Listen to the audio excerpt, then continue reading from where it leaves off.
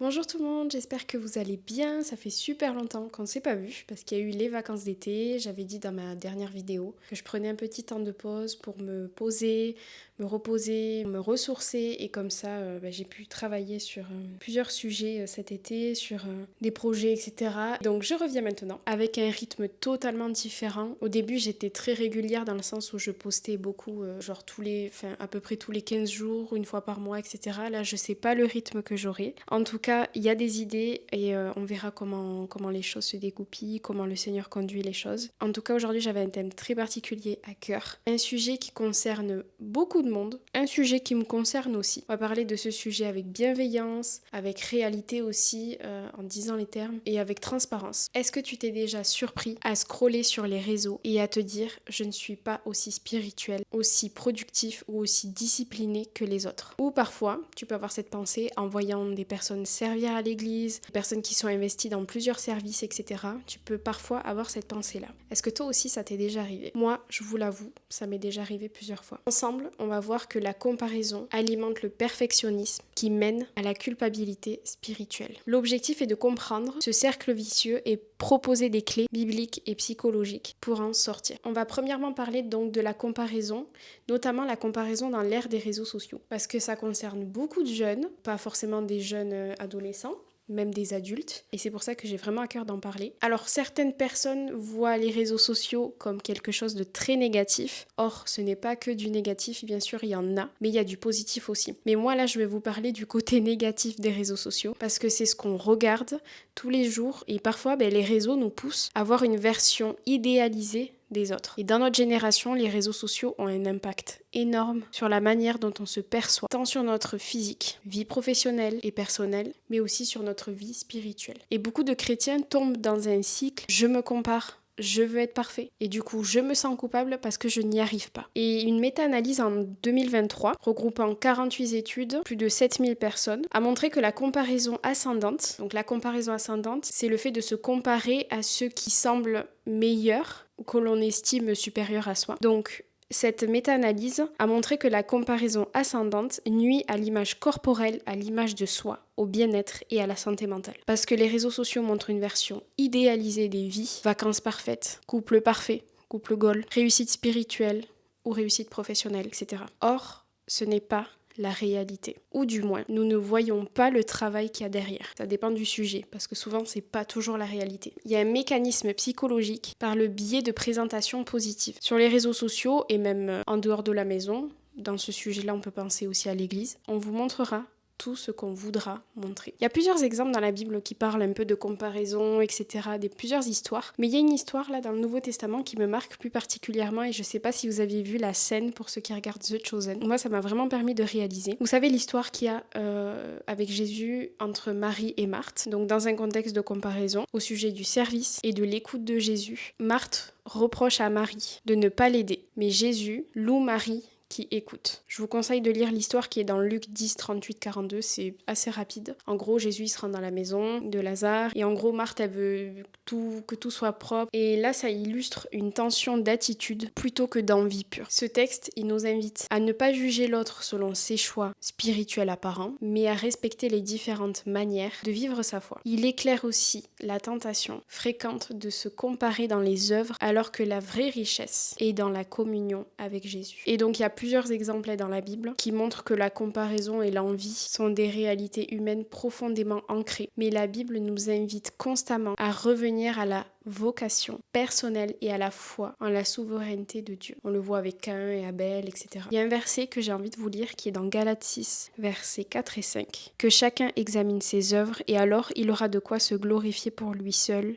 et non par comparaison avec autrui, car chacun portera sa propre charge. Ok, quand on lit des versets comme ça, on peut très vite mal comprendre. C'est pour ça que c'est important de comprendre les mots grecs, hébreux, etc. De les chercher, d'approfondir et le contexte, etc. Donc ce passage recommande une confiance en son propre parcours spirituel sans juger ni se comparer aux autres. Donc le mot examine provient du mot grec peirazo qui signifie littéralement mettre à l'épreuve, tester, puis par extension examiner, juger. Donc il s'agit d'un appel à une introspection sincère et rigoureuse. Donc oui, on doit s'examiner soi-même. Personnellement, pas en se comparant aux autres, mais plutôt à regarder ce que Dieu attend de nous, ce que Dieu veut de nous. Le mot œuvre en grec, c'est ta erga, qui signifie les actions, les réalisations concrètes. Donc c'est souvent en lien avec la vie morale et spirituelle. L'injonction est donc de porter attention à sa propre vie et à ses actions, pas à celles des autres. Et la notion de se glorifier, ici, ne doit pas être comprise comme de l'orgueil,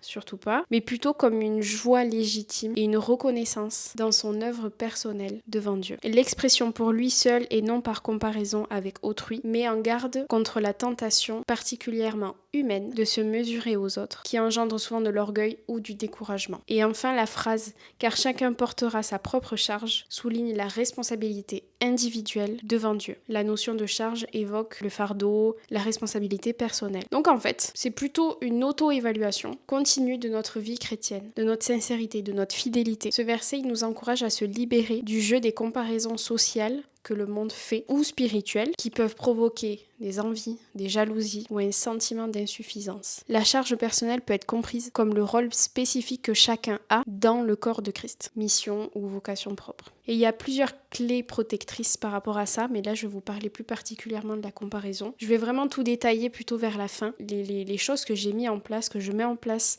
au quotidien pour ne pas tomber dans ce piège-là. Et ça a été prouvé. Une autre donnée précieuse en 2024 révèle que l'autocompassion, donc c'est le fait de se parler avec bonté au lieu de se juger, modère efficacement les effets néfastes des comparaisons ascendantes. Donc la capacité à se traiter avec bonté plutôt que critique atténue le mécanisme d'auto-objectivation et apaise ainsi l'anxiété liée à l'apparence. Plus on apprend à s'accueillir avec bienveillance, moins la comparaison nous fait du mal. Parce que la comparaison négative nous veut du mal. Et la Bible avait déjà identifié ce piège. Là où la psychologie nous parle d'autocompassion, la foi parle de la grâce. Parce que Dieu nous accepte, pas à cause de nos performances, mais parce que nous sommes ses enfants, premièrement. Ça, je veux vraiment que tu le retiennes. On va parler un peu aussi du perfectionnisme chrétien, parce qu'il y a une différence entre le perfectionnisme sain, qui est le fait de vouloir progresser, de chercher à s'améliorer, etc., et le perfectionnisme malsain, quand on n'est jamais satisfait, quand on cherche à atteindre un idéal irréaliste, souvent pour obtenir la validation des autres. Et beaucoup de chrétiens pensent qu'ils doivent performer pour plaire à Dieu, alors que Dieu lui regarde au cœur. Je répète, beaucoup de chrétiens confondent la grâce et la performance. Je dois prier 59 minutes, lire 5 chapitres de la Bible, servir dans 10 services différents pour plaire à Dieu. Alors que dans 2 Corinthiens 12 verset 9, ma grâce te suffit car ma puissance s'accomplit dans la faiblesse. Je crois que des fois on lit ce verset, on dit amen, on entend ce verset, on dit amen, mais je sais pas si on réalise la profondeur de ce verset. Ma grâce te suffit car ma puissance s'accomplit quand? Dans la faiblesse. Dans 1 Samuel 16, 7. Et l'Éternel dit à Samuel, ne prends point garde à son apparence et à la hauteur de sa taille, car je l'ai rejeté. L'Éternel ne considère pas ce que l'homme considère. L'homme regarde à ce qui frappe les yeux, mais l'Éternel regarde au cœur. Ça me met des frissons. Parce que le perfectionnisme devient malsain lorsqu'il s'agit d'une quête de perfection humaine, impossible par nos propres forces. Il devient sain lorsque nous comprenons que c'est un appel à grandir dans la sainteté avec l'aide de Dieu. On parlera alors plutôt d'une croissance dans la grâce, pas d'une pression à la performance. Et je pense que ça, c'est aussi à cause d'un verset. C'est pas un jugement, mais il est souvent mal compris. Comme beaucoup de versets dans la Bible. Attention, je dis pas que moi je comprends tout, pas du tout.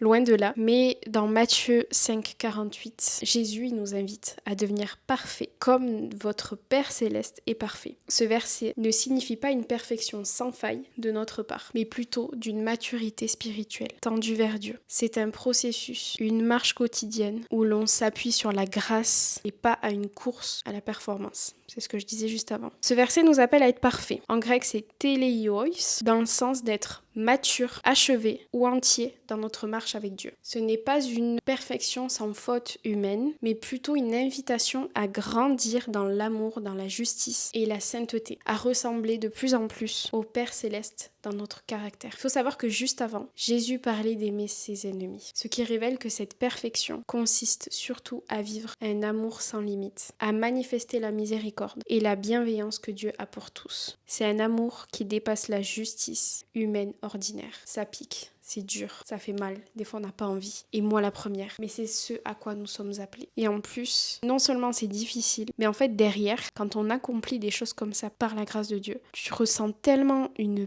paix, c'est extraordinaire.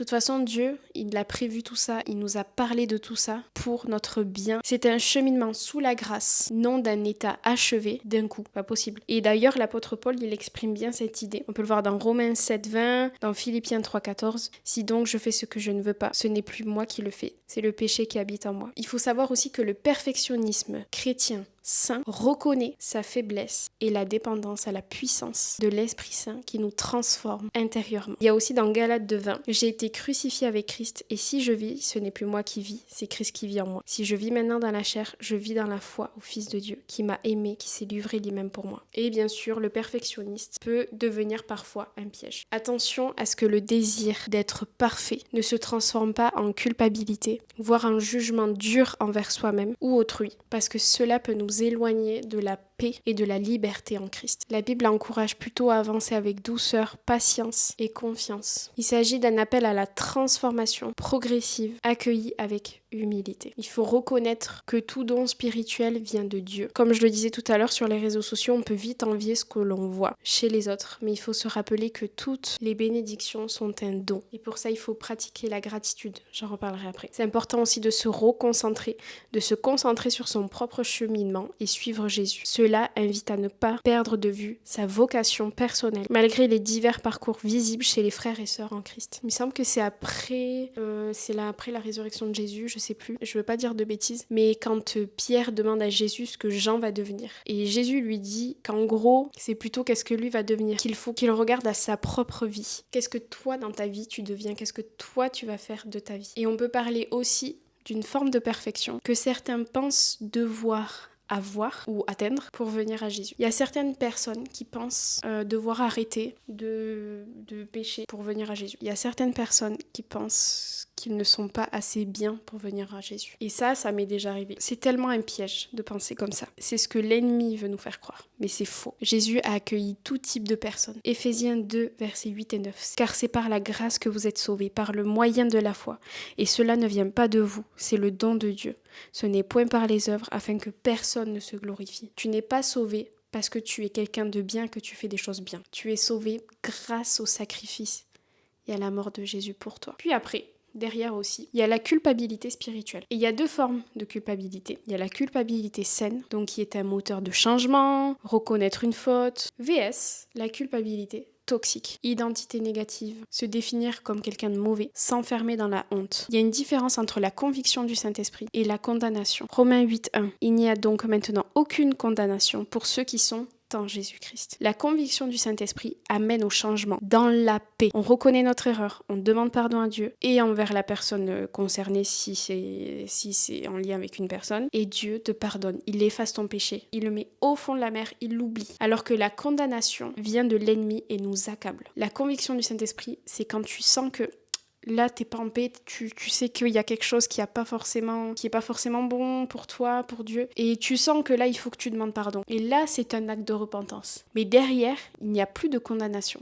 Donc si tu repenses encore à ce que tu as fait alors que tu as demandé pardon à Dieu, c'est que c'est l'ennemi qui veut t'accabler. Tout ça, c'est un cercle vicieux. La comparaison, je ne suis pas assez comme eux. Perfectionnisme, je dois prouver ma valeur à Dieu et aux autres. Culpabilité, je n'y arrive pas, donc je suis un mauvais chrétien. Plus on tourne dans ce cercle, plus on s'éloigne de la grâce. Et je vais vous partager les clés que je mets en place, bibliques et psychologiques, pour avancer. Donc c'est ultra important et c'est pas facile au quotidien, je le sais, mais c'est tellement important on l'a vu, c'est prouvé, qu'il y a des bénéfices à ça, que c'est positif. Il est important de cultiver l'autocompassion, de se parler avec douceur, de sortir de la comparaison, d'apprendre à poser des limites avec les réseaux sociaux. J'ai fait une pause des réseaux sociaux pendant 3 semaines. Plus de réseaux sociaux, j'ai tout enlevé, sauf Snap, mais bon, c'était juste pour discuter avec mes proches. Le bien que ça m'a fait, j'ai vraiment senti, je me sentais poussée par l'esprit, et d'ailleurs c'est dans cette période-là que je me suis rendu compte de beaucoup de choses, que j'ai vécu des choses extraordinaires, personnelles. Franchement, faut cultiver ça. Faut pas avoir honte, c'est ok. Enfin, c'est bien de des fois couper les réseaux, d'enlever et de se féliciter quand on réussit un examen, quand on réussit quelque chose. Et parfois quand on échoue, et ça je sais que c'est très difficile, et ça c'est difficile pour moi, de se dire ok là j'ai échoué mais c'est pas grave, c'est pour quelque chose de meilleur derrière, ou alors c'est parce qu'il y a Dieu a voulu me protéger quelque chose ou alors, enfin bref. Mais c'est tellement important de cultiver ces choses-là, de se parler avec douceur, de se regarder dans le miroir, de se dire j'ai un beau nez, j'ai une belle bouche, j'ai un beau visage, j'ai un joli corps, Dieu m'a créé parfaitement. C'est tellement important. Et puis, je vous encourage et je m'encourage à pratiquer la gratitude chaque jour. Pendant que je préparais tout ça, je me sentais vraiment encouragée personnellement aussi. Vraiment, c'est tellement important de pratiquer la gratitude chaque jour. Merci Seigneur parce que j'ai de quoi manger à ma faim. Merci Seigneur parce que je peux sortir dehors, je peux marcher, je peux voir, je peux parler. Merci Seigneur parce que j'ai eu mon permis, j'ai la capacité de pouvoir bouger. Merci Seigneur parce que j'ai ci, parce que j'ai ça. C'est tellement important de pratiquer la gratitude chaque jour, de repenser à ce que Dieu a fait dans ta vie, de repenser à ce que Dieu a fait dans notre vie. C'est tellement important aussi de revenir à la grâce, de comprendre la grâce de Dieu. D'ailleurs, j'ai fait un épisode sur mon podcast il y a quelques temps sur l'identité en Christ, que je vous encourage à écouter ou à réécouter si vous l'avez déjà écouté. Enfin, je disais qu'il était important de revenir à la grâce. Et il y a un exercice qui est super. Prenez un passage biblique qui vous encourage dans la Bible. Médite sur ce que Dieu dit de toi et écris 3 affirmations identitaires. Je suis choisi de Dieu, je suis aimé, je suis enfant de Dieu. Et si parfois tu sens qu'il faut déconnecter des réseaux ou désactiver des réseaux ou couper ou désinstaller de temps en temps ou de se mettre des limites, fais-le. Cette semaine, arrête-toi un instant avant de scroller et rappelle-toi que tu es déjà aimé et accepté en Christ. C'est un travail qui se fait petit à petit dans notre marche chrétienne tous les jours parce qu'on sait qu'il y a l'ennemi derrière aussi qui veut nous faire croire des mensonges sur notre identité, sur notre vie, etc. Donc c'est un travail qui doit se faire tous les jours en lisant la parole de Dieu sur notre identité et parfois c'est un travail que nous devons faire auprès de professionnels parce que parfois ça peut venir des traumas, que ce soit sur l'identité, le besoin de prouver, la comparaison, toutes ces choses-là, mais parfois c'est des traumas et c'est ok d'aller voir un professionnel, un psychologue pour t'accompagner dans ce cheminement-là aussi. Je crois qu'il est psychologique et il est à la fois spirituel. Mais moi la première, ça m'arrive aussi et c'est tellement important de proclamer quand on a des pensées qui viennent nous accabler, de dire non, je refuse car je suis enfant de Dieu. De proclamer. Le perfectionnisme parfois peut nous pousser à devenir quelqu'un de meilleur chaque jour, de vouloir s'améliorer, d'avancer, etc. Mais elle peut aussi devenir toxique. Et donc c'est très difficile d'avoir un équilibre parce qu'on est humain et c'est là que la grâce de Dieu vient. Bon, je suis vraiment désolée de l'écart du son et de l'éclairage, mais en faisant le montage, j'ai réalisé certaines choses et je ne veux pas que ce soit mal compris. Je tiens à dire que tout ce que je dis, ça ne veut pas dire qu'il faut se contenter de notre vie spirituelle actuelle. Le but, c'est de grandir. Moi, personnellement, je sais que je ne peux pas, je n'y arrive pas. Je ne peux pas lire ma Bible pendant des heures et des heures, dû à mon trouble de l'attention. Ça dépend des gens. Il y a des personnes qui peuvent, il y a des personnes qui ne peuvent pas. Le but, c'est de grandir chaque jour, d'apprendre chaque jour. C'est pas un concours. Chacun avance à son rythme. On est tous uniques, des cerveaux différents, une vie spirituelle différente. Mais en tout cas, le but c'est de grandir, pas de se contenter. C'est important d'avoir soif, de toujours vouloir plus, d'avancer dans notre vie spirituelle. Et c'est ça, pas juste se contenter. Mais à la fois, faut pas avoir des objectifs beaucoup trop grands, irréalistes. Chacun avance à son rythme. Et donc le but, ce n'est pas non plus de dire qu'il ne faut pas lire sa Bible, etc. Le but, c'est pas de se comparer aux autres parce que chacun avance à son rythme. Avancer de jour en jour avec le Seigneur, d'apprendre. De toute façon, on apprendra toute notre vie. Il y a des saisons aussi différentes en fonction de chacun, des épreuves, etc. Bref, voilà. En gros, je me le dis à moi aussi, ne te compare pas aux autres parce que chacun avance à son rythme. Le plus important est d'avoir soif et d'avoir envie de grandir. Dieu veut juste qu'on soit sincère dans notre démarche. Même si on doit apprendre à sortir de notre zone de confort, mais ça, c'est impossible par nos propres forces. Il faut vraiment l'aide du Saint-Esprit. Voilà, c'était mon encouragement. J'espère que ça vous encouragera, que ça vous aidera. En tout cas, merci pour vos messages d'encouragement. Ça me fait tellement plaisir de savoir que ça encourage parce que c'est le but, même si c'est une seule personne. Et je vous dis à bientôt pour un prochain épisode. Vraiment, aie confiance en toi parce que tu es aimé de Dieu. Tu es choisi. C'est Dieu qui t'a voulu pour un but bien précis. Bye bye, à bientôt.